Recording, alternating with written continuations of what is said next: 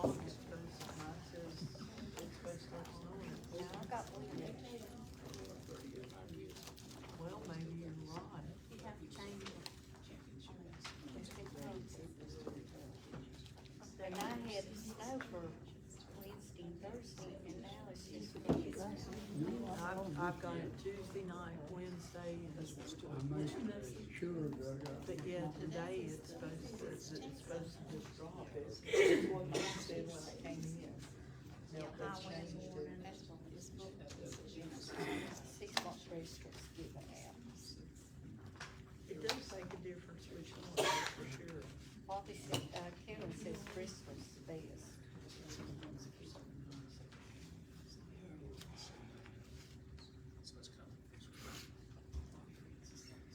They don't mention snow. Is yours? I bet y'all got the same. Yes, I do all. High winds.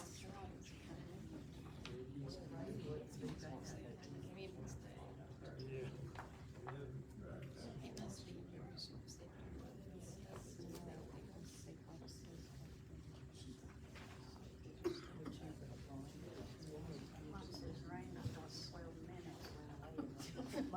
Mine did that. It was like 10 something or 11 something, it's supposed to start raining. Now Wednesday, they're giving out 1 to 3 inches. I didn't look at Ray's. I reckon it's already playing.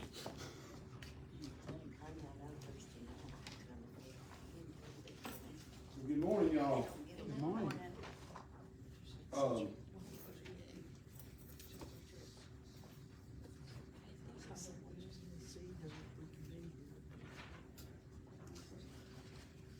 Great to be here this morning, and know it's kind of a yucky day. I kind of got excited a little bit.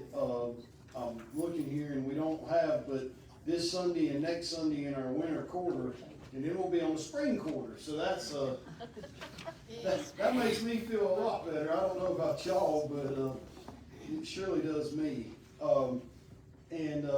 But anyway, great to see everybody here this morning, and thankful that we get to gather together.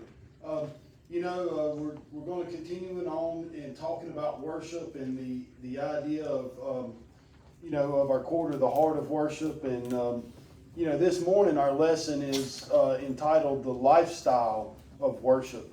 And the point of our lesson is that everything we do in life is to be an act of worship. And I read that and read that and read that and thought about it, and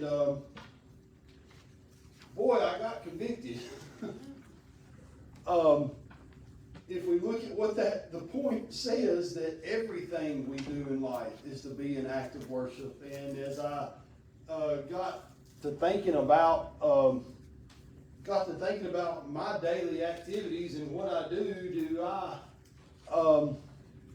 do I make every one of those points and every one of those things as an act of worship? And I'm going to spend a lot of time this morning just talking about this little point. Because as I thought about it, and I'll be honest, guys, with the week we had, I didn't begin to look at this till yesterday afternoon about 9 o'clock. That ain't even in the afternoon, is it? Last night about 9 o'clock is when I started looking at my lesson. And, after the week we've had at work. You still have power? We got power yesterday. After the week we've had here in the mountains, good gosh, I told everybody at work there Tuesday, I don't know if any of y'all have ever seen the Little Rascal movie, and Alfalfa says, and the heavens opened up and God said, "I hate you, Alfalfa." I told him at work, that's how I kind of feel. We've had a rough go here in the mountains of in western North Carolina and southwest Virginia, and sometimes just getting by day to day has been tough. I mean, really tough. A lot of us ain't had power this week. A lot of us dealt with issues around their homes, and then trying to get places, and then at work, and it's just been a tough 4 months, and Challenging. very challenging, April. And as I thought about that, and as I was preparing for my lesson, and just kind of thinking about all this together, and then I just read this point that everything we do in life is to be an act of worship. And we've been talking about worship, and I guess for the past several Sundays, I come in here and I say, I'm so excited that we're talking about worship, and how happy I am, to be able to come together and all of us and fellowship, and we get to worship on Sunday morning, and I've really tried to make a big deal about it, because it really is a special time. But to make it feel special, it takes attitude, right? Now, just follow what I'm saying. I could real easily say, dang it, I'm going to church today. Now, just follow me, because I got to, I'm supposed to, I'm expected to. And we can come and gather and be in this room and be together, and, and you can still be here, but is that really an act of worship? It's all about attitude. I know I've told you all this before. Felicia's told me many times that some morning she wakes up and tells herself she has to love me. She's making a choice. I feel certain I'm not the only one that falls under that category. But it is a choice, right? It's a choice of our attitude, how we see things, what we do. And,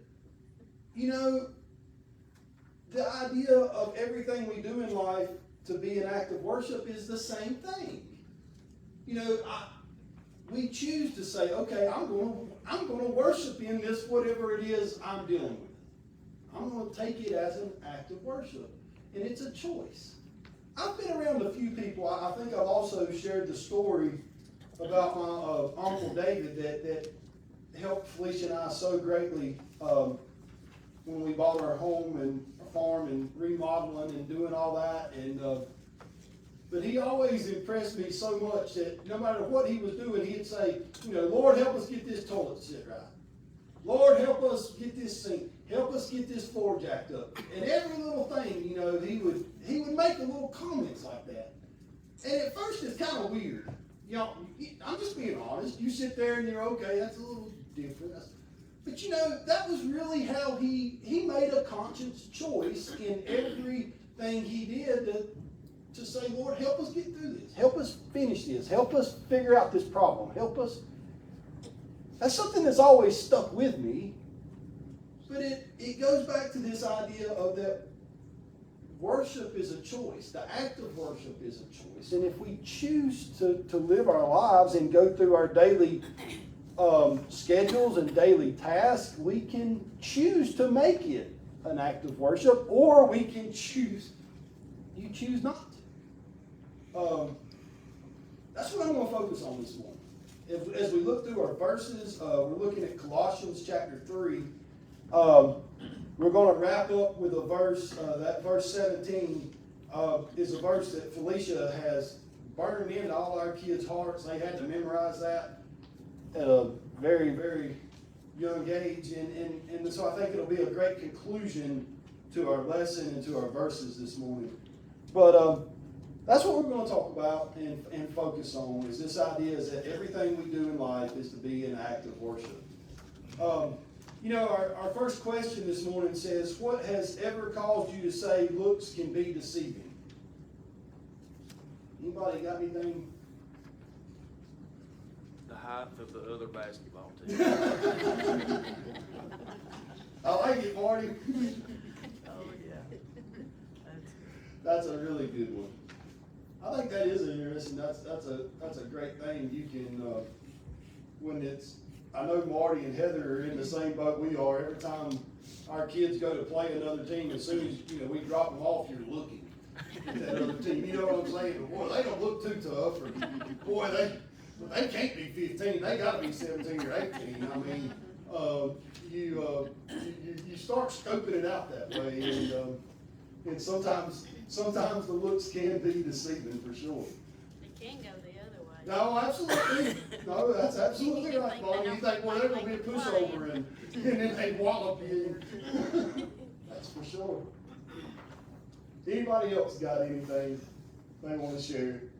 I think the biggest thing I found is, looking at people and assessing, we think what their needs might be, and then when they open their hearts to you, you find out the needs are quite different from what you. So, it can be deceiving. Absolutely. I'll share one that goes along the lines of April's. I hired a boy 2 years ago now.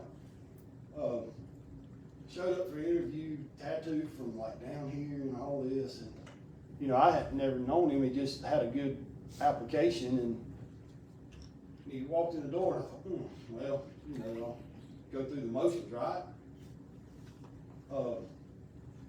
And had 15 guys that interviewed and hired him. And went through the interview, heard his story, life, and he's been just incredible. But looks both ways can be deceiving. That one that shows up in a suit and tie, and yeah, that can be deceiving. It works kind of both ways. But I really think they asked this question because I really thought about not even asking it because I couldn't see how it fit into our lesson. But when we think about this, going back to the point, I'm going to wear this point out, but going back to the point that everything we do in life is to be an act of worship. And then we ask this question, looks can be deceiving. When you're going through a hard time, when we're going through a week like the week we've had, the 4 months that we've had, you can look at it in two different ways, right? Yeah, it's been a rough 4 months. But Lord, at the blessings that's poured into the Western North Carolina. Look at the blessings that's poured through our church, to the community, you see what I'm saying? I mean, and we can truly worship that. Or not worship that didn't come out right. But we can see that as an act of worship. We can see that it provided, the past 4 months have provided our church, other churches from all over the United States to be a part of helping rebuild a community in an area and say that? And to witness. And to witness, absolutely.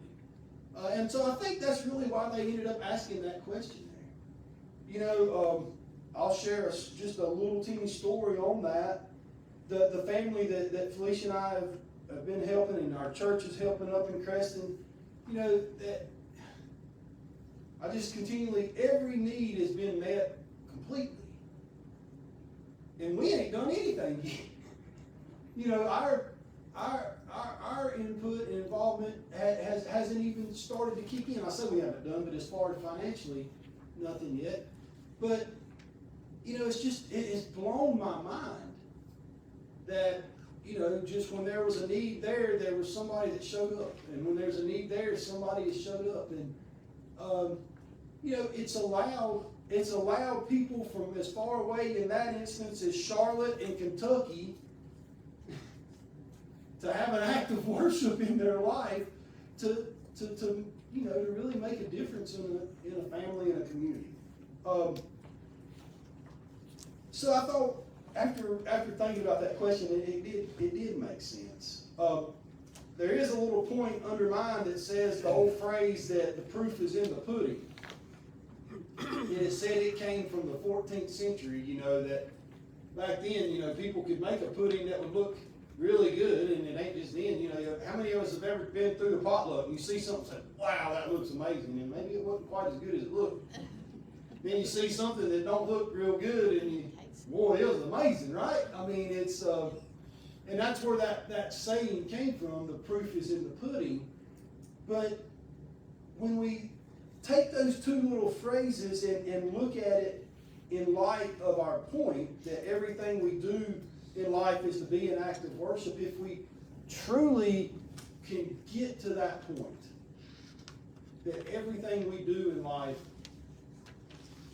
is an act of worship, the proof then is in the pudding, right? It isn't just picture show, it isn't just a window display, but if we can live our lives that way, the proof then is in the pudding.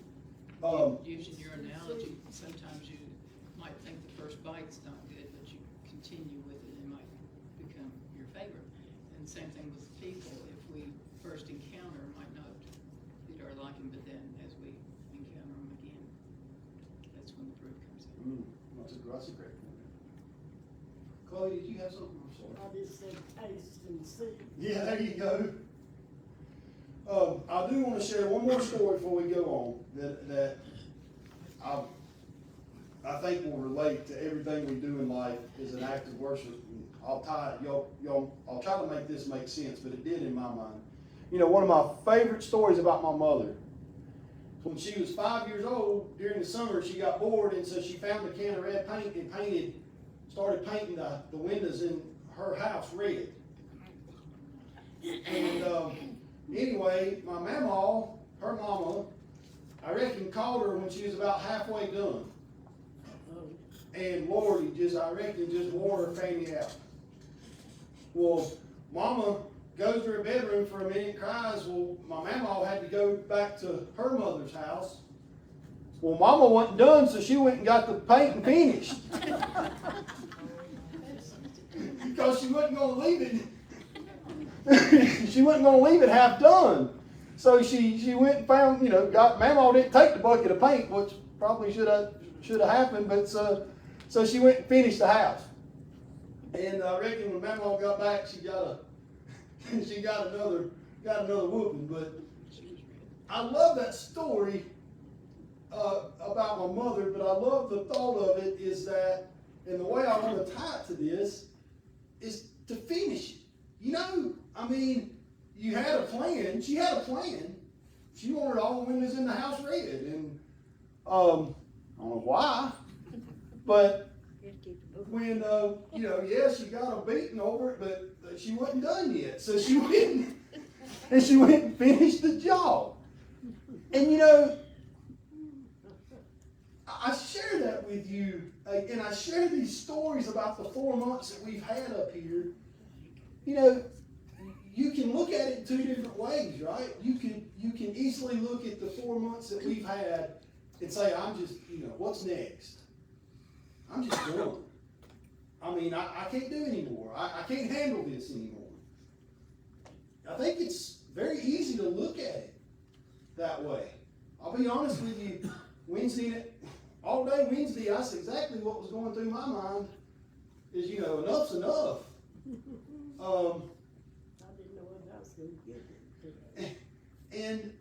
But you can look at it that way, or you can look at it like my mama. Well, I got got whooped over this deal, but I ain't done yet. I'm going to finish the job. And I love that, in my mind, that comparison really makes sense. And how it ties into this idea that everything we do is an act of worship. It's a choice. It's truly, truly a choice. If we choose to make it that way, if we choose to make it an act of worship, guess what? It will be. Or we can choose to not, and it won't be. So anyway, I wanted to go into our verses with that. Any more discussion before we get into our verses? Jason, I read a book one time, and this boy lost his driver's license. Well, his daddy told him, said, son, you have to dress up to get your driver's license back. He went to the courthouse, and they said, son, you don't have to dress up to get your driver's license back. Just dress nice, and you get them back. He got them back all right. Well, good. That's great. Jason, she didn't paint the windows, she didn't paint the glass, did she? No, that's what you painted, anyway. What color? She must have what color? Red there, and she did the other. Yes, I guess she did. No, she surely did. She painted the glass. And back then, there wasn't no latex paint, so. I I'm guess sure it that come off old- though, it came off, didn't it? I reckon Papa got it off somehow. I don't know. But anyway, guys, any more discussion before we get into our verses? All right, so we're looking at Colossians chapter 3, and our first group of verses is verses 1 through 5. And verse 1 says, "If ye then be risen with Christ, seek those things which are above, where Christ sitteth on the right hand of God. Set your affection on things above, not on things on the earth. For ye are dead, and your life is hid with Christ in God. When Christ, who is our life, shall appear, then shall ye also appear with him in glory. Mortify therefore your members which are upon the earth, fornication, uncleanness, inordinate affection, evil concupiscence, and covetousness, which is idolatry." And so we see here in verse 1, Paul is saying, "If ye then be risen with Christ, seek those things which are above, where Christ sitteth on the right hand of God." We start out this whole chapter, and Paul sets the stage in kind of as the introduction, as the key point to everything that's going to follow. He sets the stage here in verse 1. He says, "If ye then be risen with Christ, seek those things which are above, where Christ sitteth on the right hand of God." What is Paul saying right there?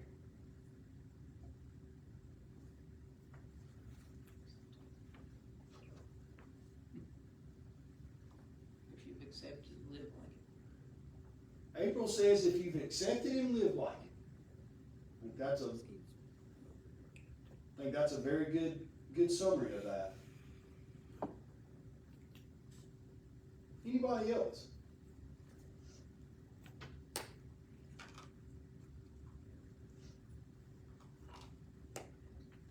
What you concentrate on. Say that again. No matter of what you concentrate on. No matter of what you concentrate on and focus on and put your attention in. You know, guys, that very first line, he starts off by what word? If. Okay.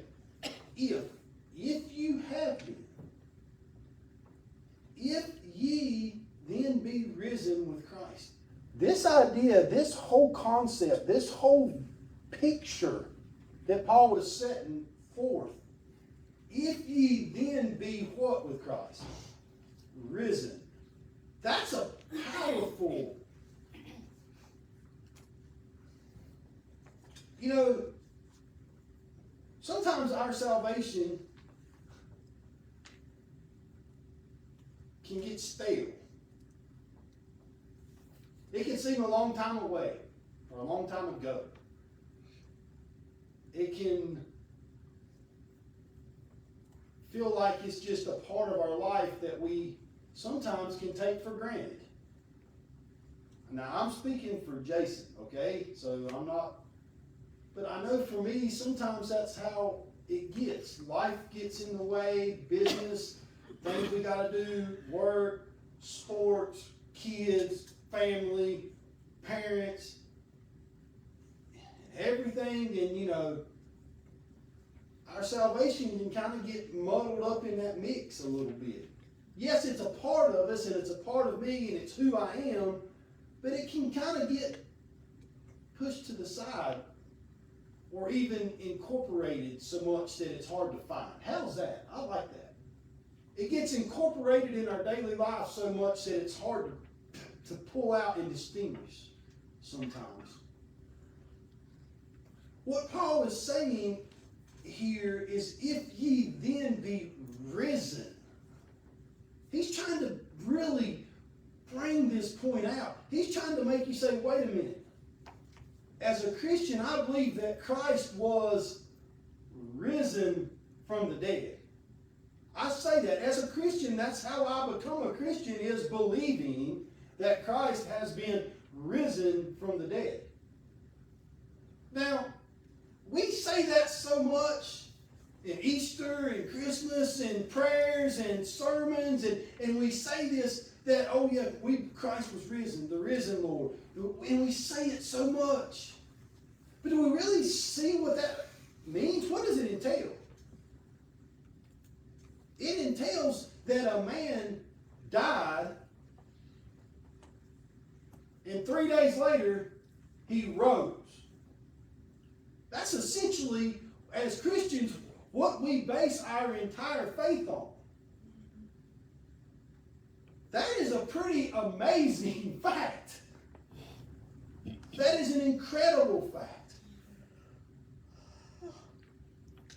And I think Paul brings this up in verse 1 in saying, he says it to me, Jason, if you then be risen, if you believe that Christ rose and you have been risen with him, then seek those things which are above. He's admonishing us. I know I've told this and I've shared this story with y'all in Sunday school before, but I just can't help but to bring it out again. I was doing something at Uplands Reach, and Neil had this fellow that preached, and I can't even remember who he was. But his whole sermon he used was about being a Christian, and that he said, think about it, guys. He says, if we were sitting here in our church today and there was a man in a coffin that had been in that coffin 3 years, and all of a sudden we were sitting at the funeral and that man gets up and walks around, what are we going to say? Probably run out the door.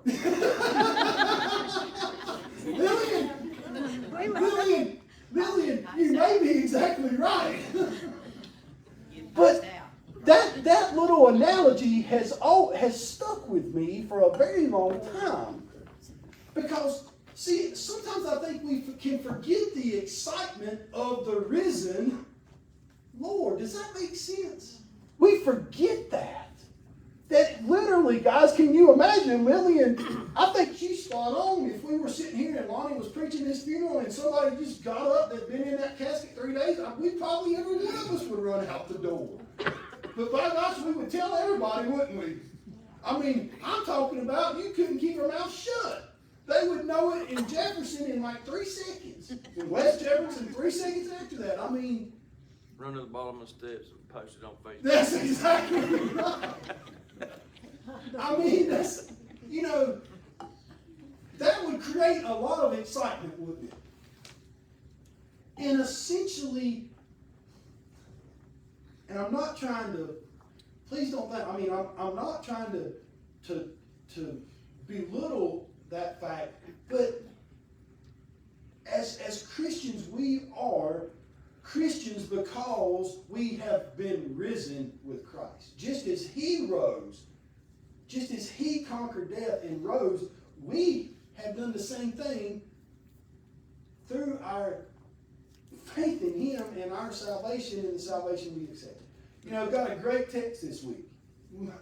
Made my week. Everything else going on, Marty and Heather sends us a text about Harper getting saved. Holy crap, that's amazing. And that little man's excited. And it's new and it's fresh. And he can tell you that there's been a change. As we get older, as our salvation moment goes further and further and further down the year, sometimes that can get stale. Like I said, we incorporate it into everything else that we do, that it can kind of get lost sometimes. Not that we don't believe, not that our faith, but life gets in the way. What Paul is saying in verse 1 is, if you then be risen with Christ, seek those things which are above, let's stop there. Seek those things which are above. As Christians, being risen with Christ, we are to seek the things which are above. That's what we're to go after, to seek, to strive for. If we look at that, we were talking, we'd say, if you're a Christian, if you're saved, if you know Jesus. That's what we would say instead of that, if you be risen with That's right. Christ. But that's a promise there that says you're already guaranteed to be right in heaven. What a great point, Lonnie. So you think about it. No. You concentrate on that. We've risen above our former life.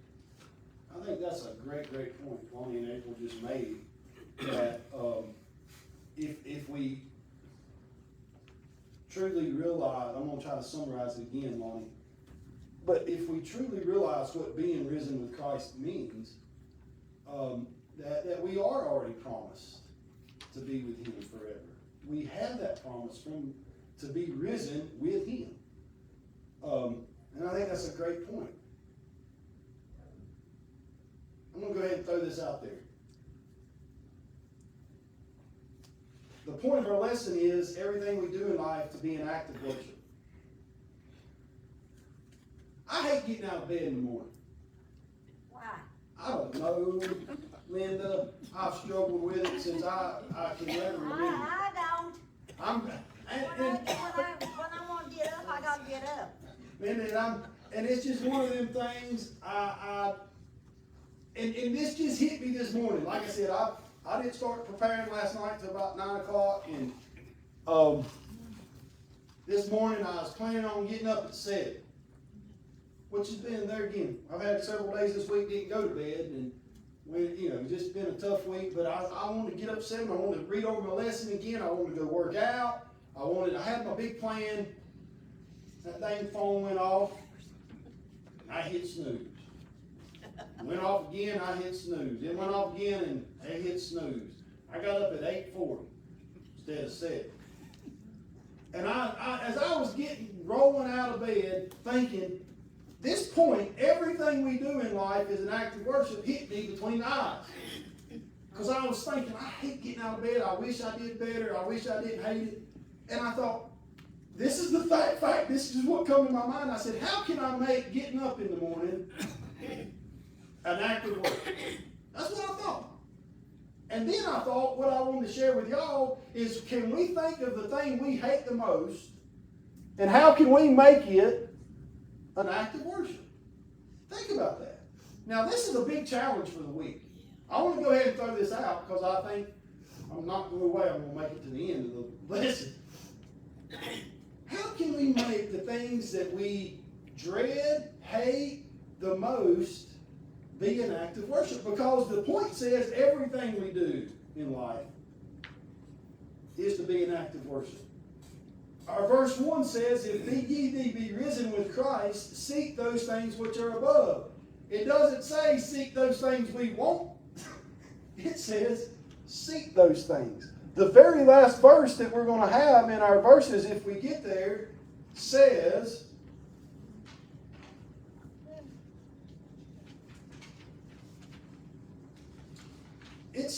and whatsoever you do, in word or deed, do all in the name of the Lord Jesus, giving thanks to God and the Father by Him.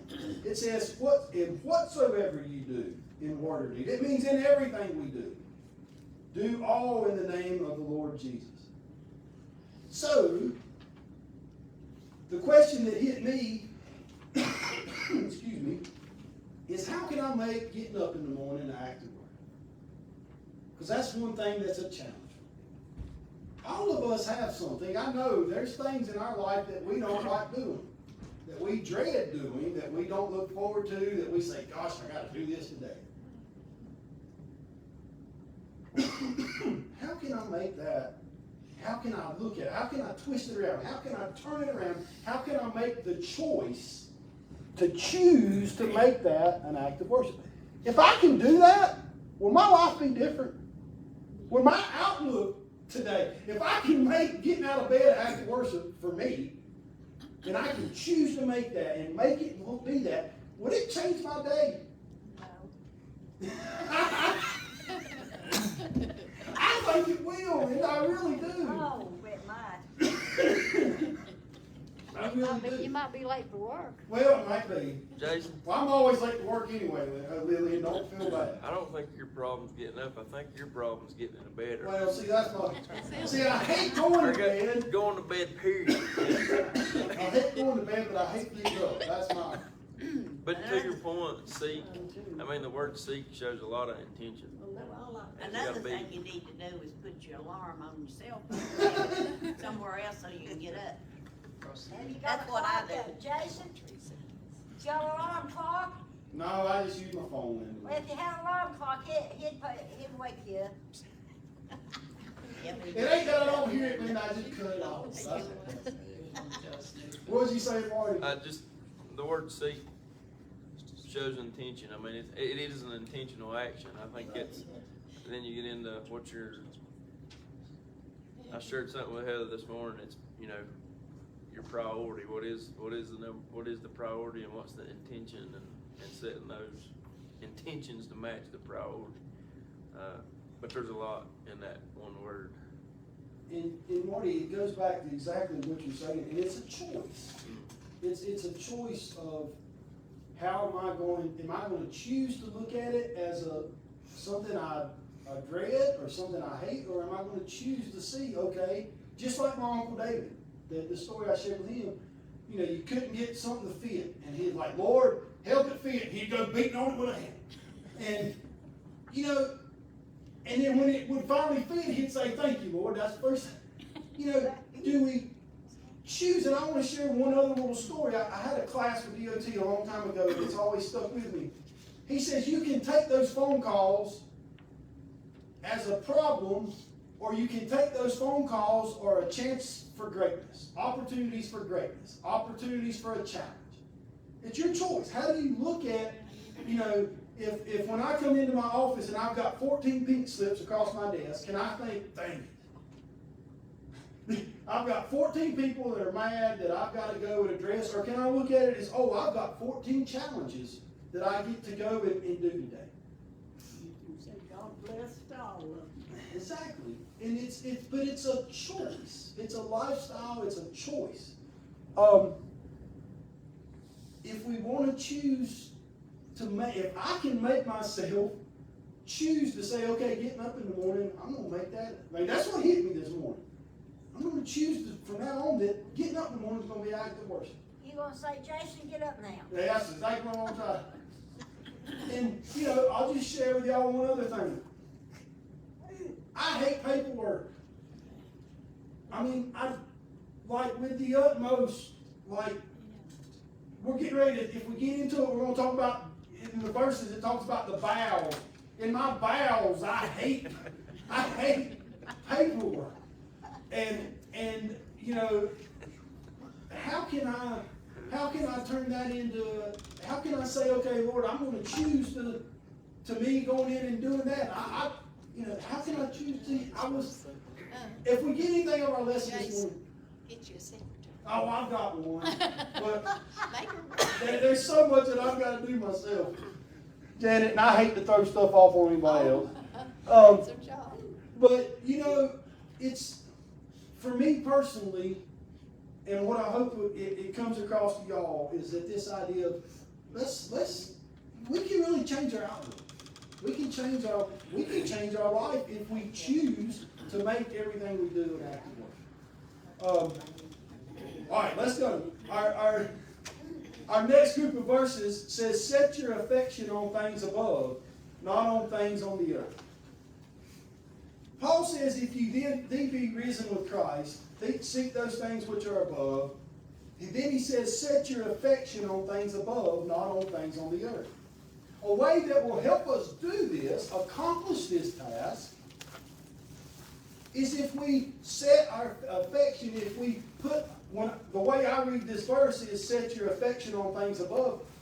Affection means what? Love, you know, a relationship. It means something that's important. And so Paul says, set your affection on things above, not on things of this earth. So if we want to be able to seek those things which are above, the way that we seek those things which are above is that we set our affection on those things which are above. You say, it's easy for me to say, it's easy for us to say, oh yes, I want to seek those things which are above, okay? I can say that. I'm going to seek those things which are above. But if I don't put my affection on the things that are above, am I ever going to be able to seek those things which are above? Do you follow me or have I lost you? Okay. I see some blanks there, so I'm going to go over this one little more time. I can't seek if I don't choose to seek.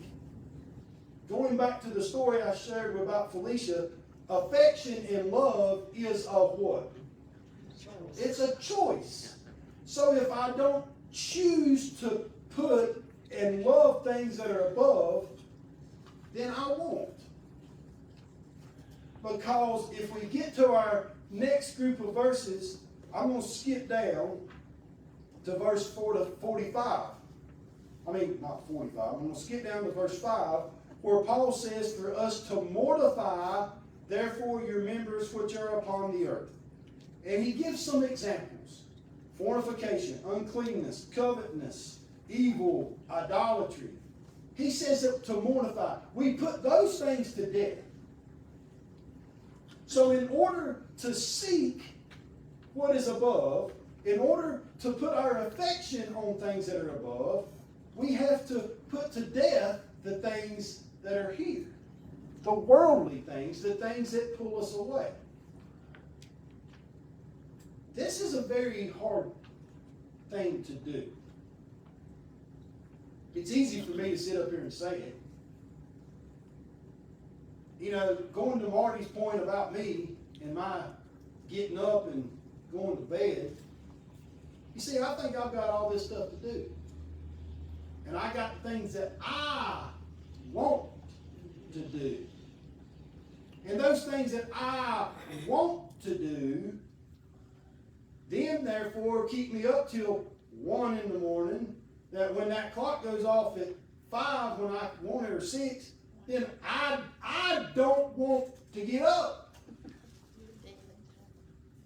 We let this things that I want. Verse 5 is essentially I.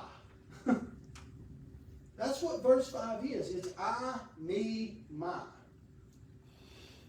So verse 1 says, seek those things which are above. Verse 2 says, set your affection on things that are above. Verse 5 says, and put to death those things which are here, the I, me, my. The reason that I can put to death the things that are here is if we go back to verse 1 that says, because I have been risen with Christ. I'm no longer a part of the things that are here because I have been risen with Christ. That's how we can accomplish this point. This point that everything we do in life to be an act of worship. Any discussion on the first 5 verses?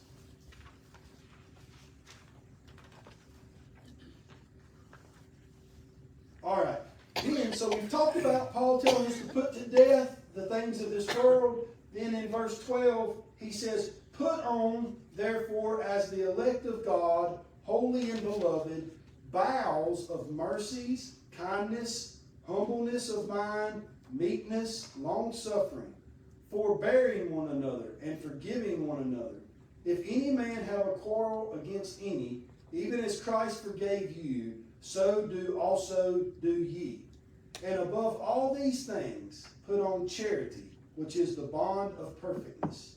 And let the peace of God rule in your hearts, to the which also ye are called in one body, and be ye thankful. So Paul says, okay, we're to put to death those things that are from below. And then in verse 12 he says to put on, therefore, the elect of God, holy, beloved. He's saying for us to put on the bowels of mercy. Put on kindness. Put on humbleness of mind. Put on meekness. Put on long-suffering. Okay. I'm going to stop right there. The things of this world, I said, are I, me, my, right? I believe that. I know I've taught Sunday school lessons so many times. When you look at the 10 Commandments, the things right there, the reasons we can't follow those is because of I, me, my. When the sin comes into our life, when we break those, it's because of I, me, my. It's what I want. From the very beginning, it was because of what I wanted. When we look at the difference between what I, me, my, compared to what Paul tells us in verse 12, mercy, kindness, humbleness, meekness, long-suffering, forbearing one another, forgiving one another.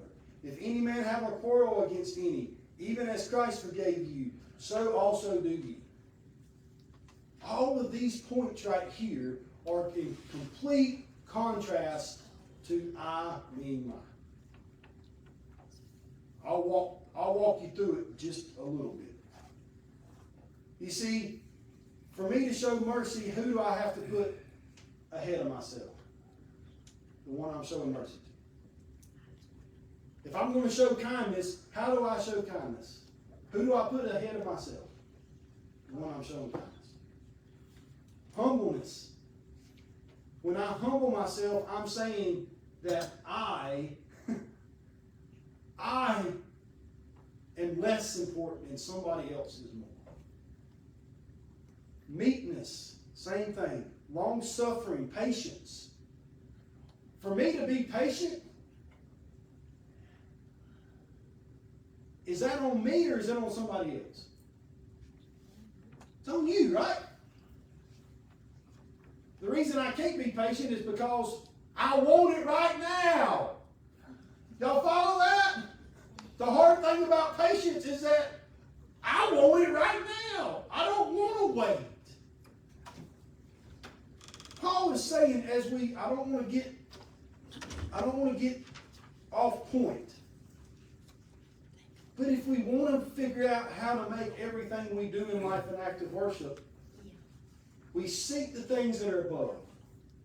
We put to death things that are here on earth, the worldly things. And instead, we grasp a hold of these things, which means that we humble ourselves and we make others more important, God more important, Christ more important than ourselves. And if we can do that, then that is the process to making everything we do an act of worship. That's the point of this. Paul wraps all this up by saying in verse 14, and above all these things, put on charity, which is the bond of perfectness. As we know, charity is love. We put on love. If we truly love, and we've talked about it already, we choose to love. We choose to love one another. We choose to love our neighbor. We choose to love. We choose to love God. We choose to love Christ for what He did for us. And when we make those choices to love and to put on charity, Paul said that bond is a bond of perfectness. There's nothing. I love that word. It's the bond of perfectness. That love, the choice of love, real love, unconditional love is the bond of perfectness. That's a beautiful picture in my mind. Because you see, we can skip back about 3 weeks and we were in 1 John, and John said that God was what? God is love. And that He showed His great love for us because when we were still yet sinners, He sent His Son to die for us. That's the love that Paul is saying here, and that's what he's saying. That is perfect love, right? 1 John also says that perfect love casts away all fear. And that we have been made perfect in love. And it's through Christ. And then verse 15 says, and let the peace of God rule in your hearts, to the which also you are all called into one body, and be ye thankful. And let the peace of God rule in your hearts, to the which also you are called in one body, and because of that, then we can be thankful. Everything we do in life is an act of worship. And I want to conclude, guys, with verse 17. Well, I'm going to read our last two verses. Colossians 3, 16 and 17. Verse 16 says, "Let the word of Christ dwell in you richly in all wisdom, teaching and admonishing one another in psalms and hymns and spiritual songs, singing with grace in your hearts to the Lord. And whatsoever ye do in word or deed, do all in the name of the Lord Jesus, giving thanks to God and the Father by him." My life would be different if I can do verse 17. My life would be way different. And that's our challenge. Everything we do in word and deed, do it all in the name of the Lord Jesus, giving thanks to God and the Father by him. Has anybody in here, I'm going to close with this question. Has anybody in here wondered how the missionaries, some of the stories, some of the figures we've read about, how did they accomplish what they accomplished? You sit there and you talk about Elizabeth Elliot. You sit there and you talk about, you read these stories of the missionaries that have went to where they've went, the impacts they've made. How did they accomplish what they accomplished? How did they make such the difference that they did? Under persecution, go ahead, Lloyd. By their faith. By their faith. And I truly believe by what verse 17 says, that whatsoever they did in word or deed, do it all in the name of the Lord Jesus. And that's how they were able to get through those struggles and hard times and to make such a difference. And we have that opportunity as well. Guys, that's all I've got. Anybody got anything before we close this morning? Oh, Jason, if you get up early like that, if you get sleepy, you won't go back to bed. I do, I know. You're right. I know, but I've been that way. These cramps, I said, nah, I'm not gonna lay here and let it first, I'm gonna get up. I understand. We need to remember that God is faithful and just to forgive us. Absolutely.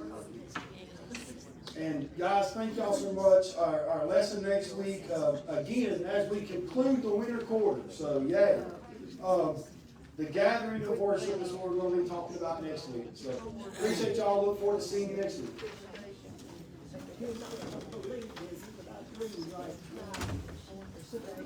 Went to